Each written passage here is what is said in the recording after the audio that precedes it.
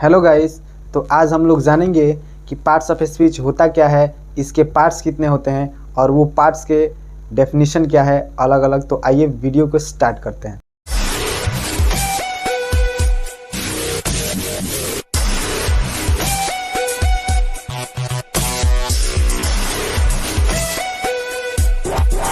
Parts of speech. All English words are divided into 8 parts according to the work is called parts of speech. मतलब कि English के जितने भी शब्द हैं, जितने भी वर्ड्स हैं, उनको उनके कार्य के अनुसार 8 भागों में बांट दिया गया है। इसी को बोला जाता है पार्ट्स ऑफ स्पीच। वो 8 भाग कौन कौन से हैं? तो पहला है noun, pronoun, adjective, verb, adverb, preposition, conjunction, interjection. अब आइए एक एक करके सभी का डेफिनेशन देखते हैं। Noun, noun is the name of anything, यानी कि किसी भी नाम को नाउन कहते हैं, चाहे वो व्यक्ति का नाम हो, वस्तु का नाम हो, जानवर का नाम हो या किसी स्थान का नाम हो, उसके नाउन को नाउन कहते हैं। तो एक सेंटेंस में बोल सकते हैं noun is the name of anything. जैसे Ram, Patna, pen, kindness, etc. यहाँ पर इससे एक एग्जाम्पल समझिए, Ram is a boy, Ram एक लड़का है। इसका उपयोग हम लोग दूसरे सेंटेंस में समझेंगे। पहले समझते हैं प्रोनाउन क्या होता है। Pronoun, a substitute of a noun is called pronoun, यानी कि जब प्रोनाउन उसे बोलते हैं जो नाउन के बदले में उपयुक्त होता है। सब्स्टिट्यूट का मतलब होता है कि उसके स्थान को ले लेना, यानी कि यदि किसी कोई वर्ड जो है किसी नाउन के स्थान को ले लेता है, उसको एक्सचेंज करके, तो उसको हम लोग प्रोनाउन कहते हैं। जैसे ये एग्जाम्पल से समझते हैं। इसका एग्जाम्पल है he, she, it, they, someone, etc. Example है he is a student. Friends, यहाँ Ram is a boy, Ram एक नाउन है क्योंकि यह किसी व्यक्ति का नाम है, और इसी के बदले में हम बोल रहे हैं ही इज़ अ स्टूडेंट। यानी जब हम सेंटेंस बोलते हैं कि राम एक लड़का है और वह विद्यार्थी है, तो यहाँ सेंटेंस का मायने है कि कौन विद्यार्थी है? राम। तो राम के बदले में आ रहा है कि वह विद्यार्थी है, यानी ही इज़ अ स्टूडेंट। तो ही जो शब्द है यानी ही वर्ड एक प्रोनाउन है। दूसरा सेंटेंस है someone has stolen my pen, किसी ने मेरा पेन चुरा लिया है, मेरी कलम चुरा ली है। तो यहाँ पर समवन यानी समवन वो कोई व्यक्ति होगा, किसी ने चुराया होगा, जरूर कोई व्यक्ति होगा। उसके बदले में एक वर्ड का उपयोग किया गया है जो है समवन। तो समवन जो है ये एक प्रोनाउन है क्योंकि यह नाउन के बदले में यहाँ उपयोग हो रहा है। Adjective, an adjective qualifies a noun और ए प्रोनाउन, यानी कि विशेषण जो होता है, यानी एडजेक्टिव जो होता है वो क्वालिफाइज करता है, यानी विशेषता बताता है। क्वालिफाइज मतलब होता है विशेषता बताना, यानी एक एडजेक्टिव विशेषता बताता है अ नाउन और ए प्रोनाउन, एक नाउन का और एक प्रोनाउन का। जैसे गुड, बैड, काइंड। आइए एग्जाम्पल से समझते हैं कि कैसे एडजेक्टिव एक नाउन और एक प्रोनाउन का विशेषता बताता है। जैसे एक यहाँ पर सेंटेंस है Sohan is a good student, Sohan एक अच्छा विद्यार्थी है। यहाँ सोहन नाउन है और नाउन का विशेषता बताने का काम अच्छा कर रहा है, क्योंकि सोहन के गुण को बताने का काम अच्छा कर रहा है, यानी गुड कर रहा है, तो गुड हो जाएगा एडजेक्टिव। इस सेंटेंस में एडजेक्टिव जो है वो नाउन का विशेषता बताया। दूसरे सेंटेंस को देखते हैं, ही इज़ टॉल, यानी कि वह लंबा है। वह जो है यहाँ पर एक प्रोनाउन है और इसका विशेषता बताने का काम टॉल कर रहा है, इसलिए यहाँ प्रोनाउन का भी विशेषता एडजेक्टिव बताता है। अगला जो पार्ट्स ऑफ स्पीच है वो है वर्ब।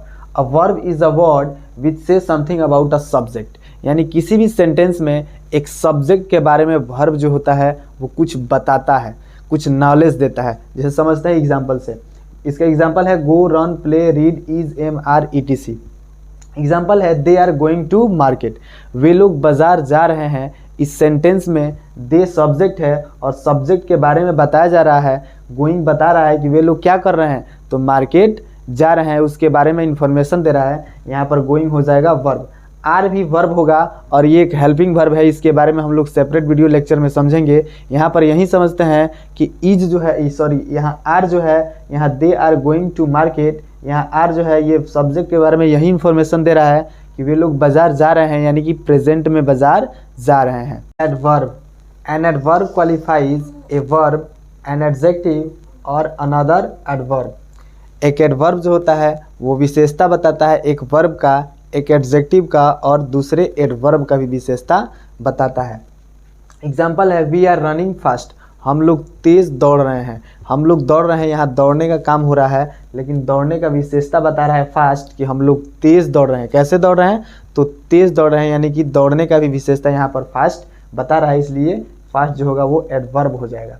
दूसरा एग्जाम्पल है सी इज़ वेरी ब्यूटीफुल, वह सुंदर है, लेकिन कितनी सुंदर है? तो बहुत सुंदर है, इसलिए यहाँ पर वेरी जो होगा ये एक एडवर्ब हो जाएगा, क्योंकि ब्यूटीफुल का विशेषता बताया है कि वह बहुत सुंदर है। तो यहाँ एडजेक्टिव का भी विशेषता बताने का काम करता है एडवर्ब। तीसरा एग्जाम्पल है मिल्खा सिंह रैन वेरी फास्ट, मिल्खा सिंह बहुत तेज़ दौड़ते थे, यानी वो तो तेज़ दौड़ते थे, लेकिन कितने तेज़ दौड़ते थे? बहुत तेज़ दौड़ते थे। यहाँ वर्ब का तो विशेषता बताया है एडवर्ब फास्ट, लेकिन एडवर्ब का भी विशेषता एक और वर्ड बता दिया है जो है वेरी, कि बहुत तेज़ दौड़ते थे, तो वेरी भी हो जाएगा यहाँ पर एडवर्ब। ये एग्जाम्पल के माध्यम से हम लोग तीनों समझ गए कि एक वर्ब का विशेषता, एक एडजेक्टिव का विशेषता और दूसरे एडवर्ब का भी विशेषता एक एडवर्ब कैसे बताता है। अब आइए समझते हैं प्रीपोजिशन क्या होता है। A preposition is a word that shows the relation of a noun और a pronoun to some other words in a sentence. Preposition एक वर्ड होता है जो एक नाउन और एक प्रोनाउन के संबंध को किसी दूसरे शब्द के साथ दिखाता है। जैसे समझिए यहाँ पर there is an apple on the table, सेब एक टेबल पर रखा हुआ है, यानी कि यहाँ पर एक सेब का संबंध इस टेबल को कौन दिखा रहा है? ऑन जो है इसके दोनों के संबंध को दिखा रहा है, तो ऑन हो जाएगा प्रीपोजिशन। दूसरा सेंटेंस है he is sitting under the tree, वह पेड़ के नीचे बैठा हुआ है, यानी कि उसका संबंध इस पेड़ से कौन करवा रहा है? अंडर करवा रहा है, इसलिए यहाँ पर अंडर जो हो जाएगा वो एक प्रीपोजिशन हो जाएगा। Conjunction, a conjunction is a word that join two sentences together. Conjunction एक वर्ड होता है जो दो सेंटेंसेस को आपस में जोड़ता है। जैसे God made man and man made machines, यानी भगवान ने मानव को बनाया और मानव ने मशीन को बनाया। इस दोनों सेंटेंस को जोड़ने का काम एंड कर रहा है, तो एंड यहाँ हो जाएगा कंजंक्शन। दूसरा सेंटेंस है Rani was beautiful but Sita is kind, Rani सुंदर थी लेकिन सीता दयालु है। इस दोनों सेंटेंस को जोड़ने का काम बट कर रहा है, यहाँ पर बट हो जाएगा कंजंक्शन। लास्ट है interjection. An interjection is a word that shows some sudden feeling और इमोशन। इंटरजेक्शन एक वर्ड होता है जो अचानक फीलिंग और इमोशन को दिखाने का काम करता है। जैसे hey what are you doing, अचानक से हमारे मुंह से निकल जाता है हे तुम क्या कर रहे हो, तो यहाँ हे जो हो जाएगा यह एक इंटरजेक्शन हो जाएगा। दूसरा है hurray I won the match, यानी जब हम लोग मैच जीत जाते हैं तो बिना सोचे समझे हमारे मुंह से निकलता है हुर्रे, तो यहाँ पर हुर्रे जो हो जाएगा एक इंटरजेक्शन हो जाएगा। तो फ्रेंड्स सीखते रहिए और दोस्तों को भी सिखाते रहिए। मिलते हैं एक नए वीडियो लेक्चर में, तब तक के लिए बाय बाय।